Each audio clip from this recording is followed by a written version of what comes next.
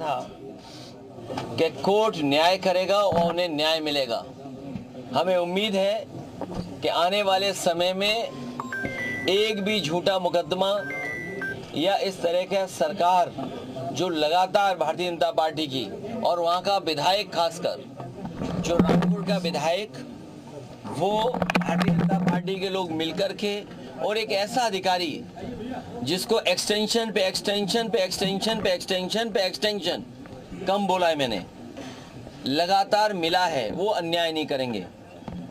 हमारे समाजवादियों के लिए खुशी का समय है कि जहां पर वो आज रिहा हो करके आज जेल से रिहा हुए हैं। वो सर, ये कुछ चंडू खाने की खबरें चल रही थी कि आजम खान साहब बसपा के नेताओं से संपर्क। देखिए, आदरणीय आजम खान साहब समाजवादी पार्टी और समाजवादी पार्टी के संस्थापक नेताजी और हम लोगों के साथ और भारतीय जनता पार्टी का मुकाबला करने पर आज से नहीं, न जाने कब से सबसे बड़ी भूमिका उनकी और समाजवादियों की रही है।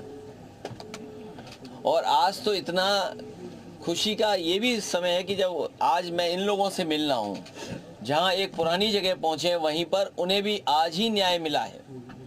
और हमें उम्मीद है कि आने वाले समय में उनके सभी मुकदमे खत्म होंगे और समाजवादी सरकार बनने पर जिस तरीके से मुख्यमंत्री जी ने अपने मुकदमे वापस लिए हैं, उन्होंने न केवल अपने मुकदमे वापस लिए हैं बल्कि डिप्टी सीएम के भी मुकदमे वापस लिए हैं, तमाम भाजपाई नेताओं के मुकदमे वापस लिए हैं। समाजवादी सरकार बनने पर जितने भी झूठे मुकदमे लगे हैं आदरणीय मोहम्मद आजम खान साहब पर, वो सब वापस लेने का काम सरकार में होगा। खाली आजम खान साहब के या फिर तमाम ऐसे लोग और भी हैं जिन पे नहीं, जो जिन पत्रकार साथियों पे भी झूठे मुकदमे लगे हैं उनको भी छोड़ा जाएगा। और भाई, आप पे इनकम टैक्स हो, ईडी हो, उसमें भी आपकी मदद होगी। इलाहाबाद हाईकोर्ट का जो ऑर्डर आया है, अब उसमें उत्तर प्रदेश गवर्नमेंट ने कहा है कि पॉलिटिकल रैलीज में भी जातियों का शब्द इस्तेमाल नहीं होगा। किस तरह से फिर आगे रैलियां होंगी? बताओ, सरकार अब जागी है जब स्वजाति लोगों को, वर्चस्ववादी लोगों को और ताकतवर लोगों को हर जगह बैठाया हुआ है। अगर आपका चैनल उन्हें सही चलाना है तो हो सकता है उस चैनल का हेड भी हटा दें। अखबारों के हेड तो हटे ही हटे हैं। तो ये जो 5000 साल पुरानी बातें थीं, उनको दूर कैसे करेंगे? बाबा साहब भीमराव अम्बेडकर जी को जाति की वजह से भेदभाव का सामना करना पड़ा। एनिमिलेशन ऑफ कास्ट उनकी जो किताब है, निबंध है, ऐसे वो पढ़ने लायक है कि किस तरीके जाति के आधार पर भेदभाव हुआ है, लोग अपमानित हुए। डॉक्टर राम मनोहर लोहिया जिंदगी भर इस बात को कहते रहे कि जाति तोड़ो, समाज की व्यवस्था बने, और जाति तोड़ने का काम हो। नेताजी लगातार इस बात को करते रहे, संघर्ष करते रहे, हम सब लोग जोड़ते रहे। कभी बहुजन समाज के नाम पर हम सब लोग जुड़े एक साथ, और आज भारतीय जनता पार्टी पीडीए से घबरा करके, हालांकि वो हाई कोर्ट का फैसला है, लेकिन मैं ये मानता हूं हमारा पहला इमोशनल, भावनात्मक रिश्ता अगर कोई है तो वो जाति है। वो कोई डिनाई नहीं कर सकता है। मुझे उम्मीद है कि भविष्य में कोर्ट इस बात को भी कहेगा कि जातियां कैसे खत्म हो, जातियों की भेदभाव कैसे खत्म हो। कोई हमें जाति के आधार पर हमारा घर मकान न धुलवाए, कोई जाति के आधार पर प्रतिमा न धुलवाए, कोई जाति के आधार पर अगर मैं मंदिर चला जाऊं तो मंदिर गंगा जल से न धोए। हमें उम्मीद है कि ऐसे लोगों के खिलाफ भी कार्रवाई होगी जिन्होंने गंगा जल से किसी का घर धोया हो, मुख्यमंत्री आवास धोया हो, जाने के बाद मंदिर धोया हो। सर, मध्य प्रदेश में 2 दिवसीय आप लोगों का प्रशिक्षण कार्यक्रम। तुम कहाँ भाग गए मध्य प्रदेश? छोड़िए मध्य प्रदेश। तो फिलहाल अखिलेश यादव को आप सुन रहे थे, जो कि ये कह रहे हैं कि हमारी सरकार आई तो तमाम मुकदमे वैसे ही वापस ले जाएंगे जैसे कि मुख्यमंत्री ने वापस लिए हैं। बीजेपी के लोगों के, डिप्टी सीएम के और आजम खान को लेकर खुशी जाहिर कर रहे हैं। और बीएसपी के सवाल पर उन्होंने कहा कि तमाम लोग ऐसे उन्हें बुलाने की कोशिश करते हैं, लेकिन आजम खान की एक बड़ी भूमिका रही है समाजवादी पार्टी में, फाउंडर वो रहे हैं, तो ऐसा कुछ नहीं है।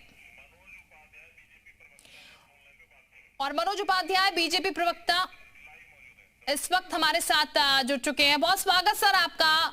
मनोज जी, आजम खान की रिहाई हो चुकी है, समाजवादी पार्टी जश्न मना रही है और ये कहा जा रहा है अखिलेश यादव की तरफ से कि झूठे मुकदमे लगाए गए थे। शिवपाल यादव भी ये कहते हुए नजर आ रहे हैं कि झूठे मुकदमे लगाए गए थे, हमारी सरकार आएगी तो फिर हम भी ये सारे तमाम मुकदमे वापस लेंगे, जैसे कि मुख्यमंत्री ने अपनी पार्टी के लोगों के मुकदमे वापस लिए हैं, डिप्टी सीएम के मुकदमे वापस लिए हैं। नहीं, बिल्कुल देखिए, अखिलेश यादव या समाजवादी पार्टी अपनी जिंदगी को लेकर धमकी देने के शब्दों से स्पष्ट हो रहा है कि उनका चाल ठीक और चेहरा क्या है। अखिलेश यादव हो चाहे जो लोग जिस प्रकार से धमकी दे रहे हैं, ये हम भारतीय जनता पार्टी को धमकी नहीं है, न्यायालय के धमकी, क्योंकि न्यायालय के फैसले पे ये लोग कभी भरोसा नहीं किए, संविधान पे कभी भरोसा नहीं किए। अगर संविधान पे भरोसा करते तो आतंकवादियों का मुकदमा वापस लेने की पैरवी या आतंकवादियों का मुकदमा वापस लेने की बात अखिलेश यादव कर रही है। और आम मुकदमों से अगर आतंकवादियों के मुकदमे की बातें करते तो ये वही है कि जानी दिल्ली सम्मान ऊंची, इसकी हाल अखिलेश यादव की है। तो हम इसको नहीं जाते हैं, लेकिन यही कहेंगे कि धमकी बिना बनते न्यायालय पे भरोसा सबको होना चाहिए। और न्यायालय अगर आजम खान जी को न्यायालय ने जो सजा दिया था पूरा हुआ है, मनोज जी, अब तो भरोसा जताते हुए नजर आ रहे हैं समाजवादी पार्टी के लोग, कह रहे हैं हमें न्यायालय पे भरोसा था, आजम खान रिहा हो गए। तो हमने कहा था कि न्यायालय ने उनको रिहा किया है कि भारतीय जनता पार्टी का पेड़ उठाया, किसी ने आरोप तो ये नहीं किया ना कि नहीं गलत हुआ, हमको न्यायालय का सारा समय। लेकिन वही अखिलेश यादव दूसरी तरफ कह रहे हैं कि हम भी दूसरे मुकदमे में फंसाए, तो फंसाने का काम क्या देखिए करिए। न्यायालय ने मुकदमा दिया था, न्यायालय का पक्ष लिया है, न्यायालय ने उस पर कार्रवाई किया है, न्यायालय ने उनको जेल भेजा था। भारतीय जनता पार्टी ने जेल थोड़ी ना भेजा। इससे स्पष्ट होता है कि ये जो बहुत समाजवादियों का। ठीक है, मैं अब लौटती हूँ आपके साथ। सर इमरान मसूद साहब इस वक्त हमारे साथ जुड़ चुके हैं कांग्रेस से। बहुत स्वागत सर हम आपका जी उत्तर प्रदेश उत्तराखंड पर। इमरान मसूद साहब, आजम खान बाहर आ चुके हैं, अब क्या कहेंगे आप? देखिए, मेरे लिए व्यक्तिगत रूप से बड़ी खुशी की बात है, आजम खान बाहर आ गए। तो बाकी इसके अलावा कोई उसमें वो नहीं है कि मैं बाहर आ गया, बस ये सबसे खुशी की बात है। ठीक है इमरान जी, काफी अटकलें जो हैं वो लगाई जा रही थी वैसे आजम खान साहब को लेकर, ये कहा जा रहा था यहाँ पर आजम खान को लेकर कि ठीक नहीं